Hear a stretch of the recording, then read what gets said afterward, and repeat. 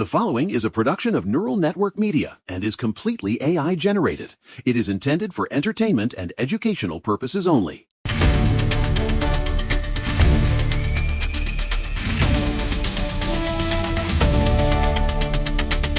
Welcome back to the Neural Right. It's Wednesday, April 22nd, 2026.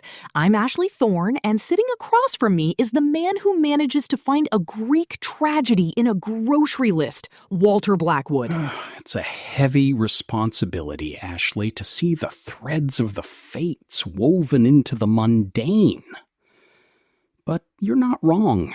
It's an action-packed day of news, I suppose, if you value the survival of the West.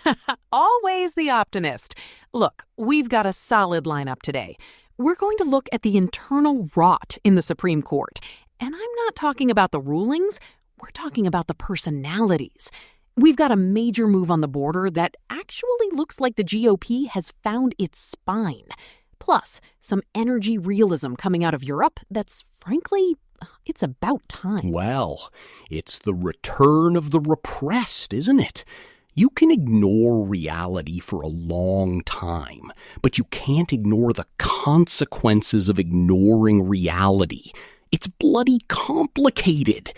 Yesterday we were discussing that looming Islamabad deadline and the potential collapse of the Iran ceasefire, which, roughly speaking, is happening as we speak. Right, and don't forget the DOJ finally looking into the absolute circus of race-based medical school admissions. You were practically in tears over the Hippocratic Oath yesterday, Walter. I was, because when you sacrifice competence for this postmodern neo-Marxist equity, you're playing with people's lives. It's no joke, man. Well, today, we're moving from the ER to the courtroom. Let's be real. We've heard for years that the conservative justices are the threat to democracy, right?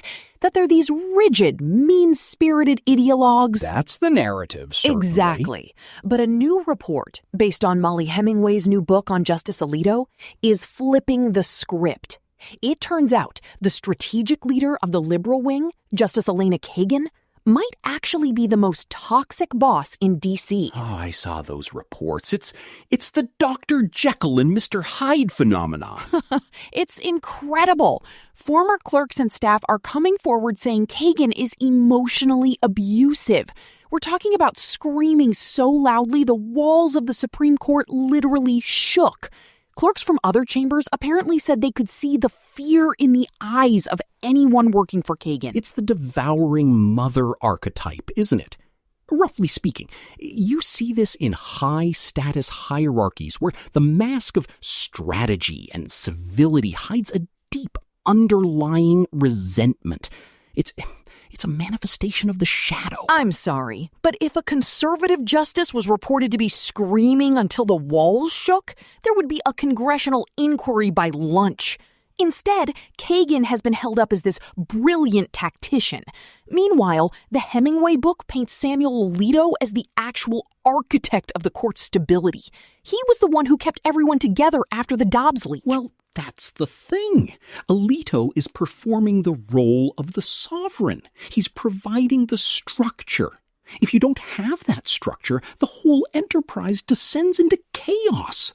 And you see it with Justice Jackson, too, constantly dissenting, constantly calling out what she calls needless interventions.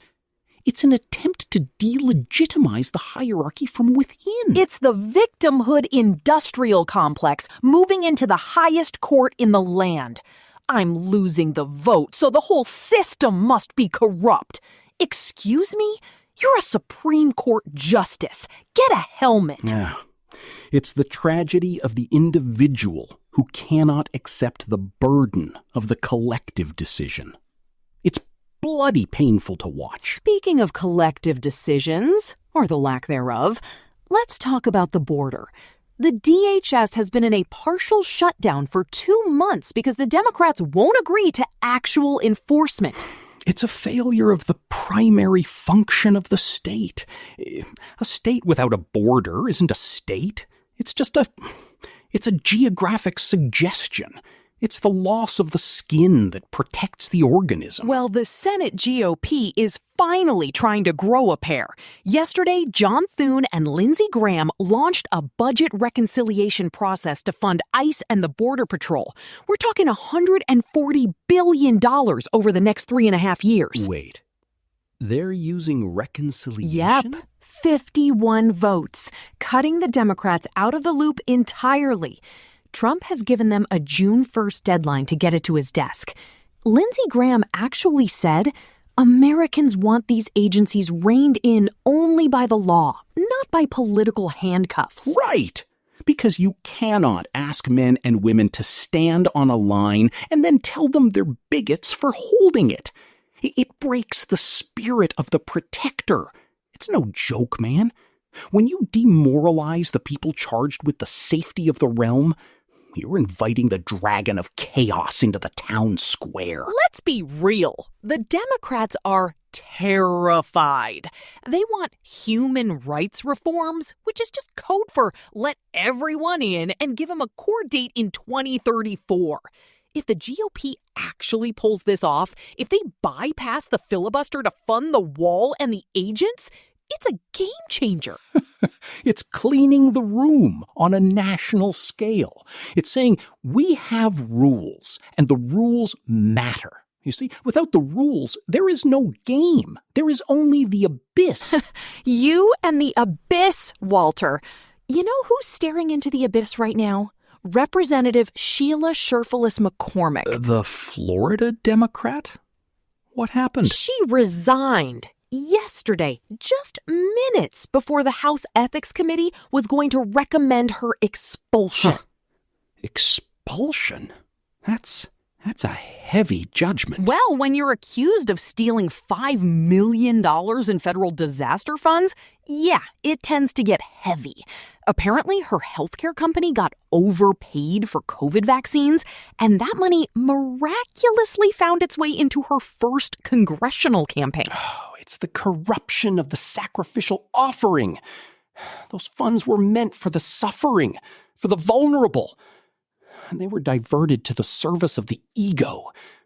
It's archetypally evil. And her response? She called it a witch hunt.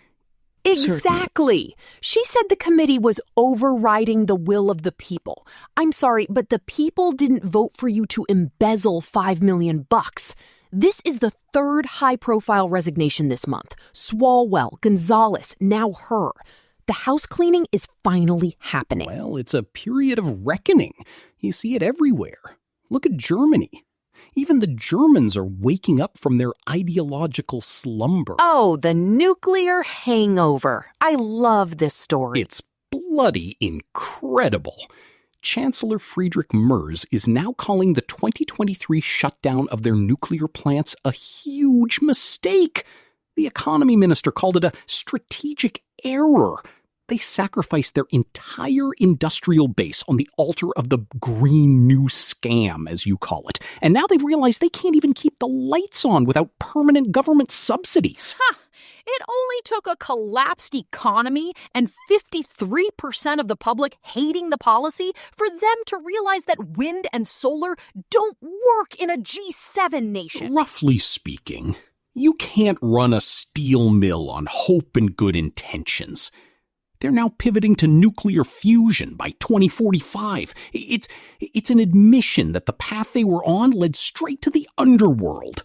It's a tragic waste of potential. It's Earth Day today, too. 56 years of this guilt economy. Our power, our planet. It's become a form of secular indulgence. Corporations buy carbon credits from rice farmers in India so they can feel good while they strip mine the soul of the culture. It's greenwashing as a substitute for actual virtue. It's theater kid politics, Walter. Everyone's performing. Speaking of performance, did you see what they're doing to Kash Patel? The FBI director? Yeah, The Atlantic ran this absolute hit piece saying he's MIA, claim he's inebriated on the job, and that his security detail had to use SWAT gear to breach his room because he wouldn't answer the door. That's a terrifying set of allegations if they're true, but it sounds like a character assassination. It's total lawfare. Patel just filed a $250 million defamation lawsuit. He's saying the whole thing is fabricated.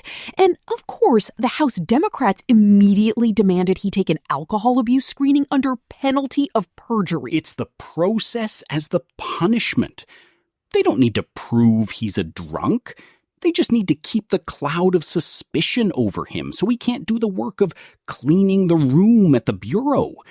It's the serpent trying to trip the hero. Exactly. They're terrified of him because he actually knows where the bodies are buried. But before we get to our main story, and trust me, you're going to want to hear this one. It's like something out of a thriller.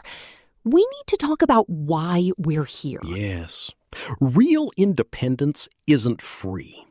This entire network, from this show to our flagship, The Neural Daily, exists because one man, Eric Christensen, decided to build it himself. He didn't ask for a government grant. He invested his own capital and technical expertise to architect a media platform that respects your intelligence. If you value that kind of meritocratic building, back it up. And don't limit yourself to just the politics. Get the full strategic picture by subscribing to the Neural Daily and the rest of the network. Support the builder and you support the mission. It's about taking responsibility for the information you consume. Clean your digital room, man. All right, Walter, let's get into the mystery that everyone's talking about, and it is frankly bizarre. It's no joke. The FBI and the House Oversight Committee have officially opened an investigation into what they're calling the Missing 11. Tell them who these individuals are, Walter. These are scientists. 11 of them, all tied to highly sensitive U.S. nuclear and aerospace research. Since 2023, they have either vanished into thin air or died under, shall we say, irregular circumstances. Let's be real. If one scientist goes missing, it's a tragedy. If 11 people from NASA's Jet Propulsion Lab and Los Alamos vanish or die with no autopsy records, it's a pattern. Well, look at the details. You have retired Major General William Neal McCasland. He was the commander of the Air Force Research Laboratory. He disappeared from his home in New Mexico back in February. He left his phone, his wallet, his glasses, but he took a .38 caliber revolver. A man like that doesn't just walk away. He's a high-level asset. Then you've got Monica Reza, a senior NASA engineer. She's hiking in the San Gabriel Mountains. She's 30 feet behind her companion, smiling, and then she's just gone. Gone? Like she was plucked from existence. It speaks to a level of vulnerability in our technological priesthood that we simply cannot afford. And then there's Frank Mywald and Michael David Hicks from JPL. Both died, but the causes of death were never released. No autopsies recorded. James Comer, the House Oversight Chairman, said yesterday that it's very unlikely that this is a coincidence. It's the loss of the wise elders.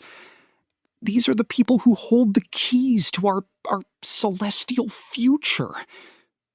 If they are being picked off by whom? Is it a foreign power? Is it an internal purge? It's the sacrifice of the intellect. Excuse me. Walter, take a breath. Look, we're seeing a massive shipbuilding gap with China. 230-to-1 capacity. We're seeing Operation Epic Fury in the Middle East hitting a stalemate because the ceasefire expires today.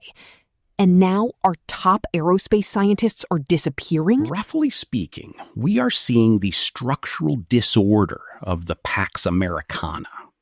When your scientists vanish and your shipyards are empty, you are no longer the sovereign. You're a target. This is why the national security angle matters. If we can't protect the people who design our missiles and our satellites, we don't have a country. We have a playground for our enemies. It's the tragedy of the individual who thinks they can outrun the chaos. But you see, the chaos is already inside the house. The FBI is investigating, but they're also busy trying to find out if Kash Patel had a drink in 2022. It's a redirection of vital energy away from the actual threats. It's the victimhood industrial complex again. We can't find the missing scientists, but we can definitely find an excuse to harass a conservative FBI director. Let's be real. This is why people don't trust the institutions. Because the institutions have abandoned the pursuit of truth for the pursuit of power. It's bloody heartbreaking. We are losing the men and women who build the architecture of being. And the bureaucracy is playing games with paperwork. Look, the facts are these. 11 people are gone. The government is coordinating, but they say there's no national security threat yet. I'm sorry, but if you lose a major general and a dozen rocket scientists, the threat is already here. You have to clean your room before you can fix the world. And right now, the American room it's a mess. It's full of shadows. Well, we're going to keep a close eye on this missing 11 story. It's the kind of thing that usually gets buried on page 20, but not here. No, we must bear witness to the tragedy. It's the only way to maintain our humanity in the face of the dragon. And on that note, that's all for today. Use your common sense, people. It's the only thing the world can't take away from you, unless you let them. It's no joke, man. Clean your room. Get a helmet. We'll see you tomorrow. God help us all. Thanks for listening to The Neural Right. Don't forget to check out the Neural Daily for your AI news and The High Road if you want to know what's actually happening in the world of logistics. It's a new show we're testing, and it's actually pretty fascinating. It's the movement of the material